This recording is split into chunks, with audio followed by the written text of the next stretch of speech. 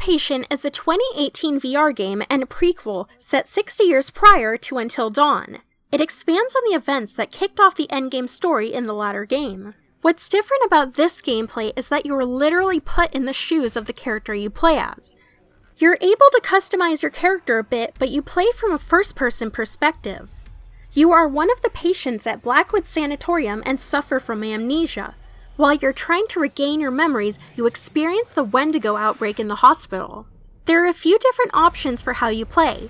You can use the classic controller or move controllers, and you can choose to respond to NPCs by speaking out loud or just by selecting conversation choices on the screen. The characters react differently to you depending on how you speak to them, and the outcome of the story can change certain aspects depending on the choices you make. Since we all know what happens in Until Dawn, the endings are a bit similar. This game also managed to creep me out a lot. It felt very real. When the characters are right next to you, it feels like they're really there. You can explore the sanatorium in certain dreams, and the atmosphere is very tense and distressing. I found myself nervous to go around certain corners and had to close my eyes at some points.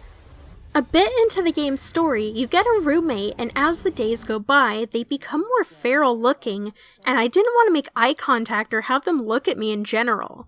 When the wendigos began running around the hospital, I was glad that my door was locked and really hoped they wouldn't peek in the window.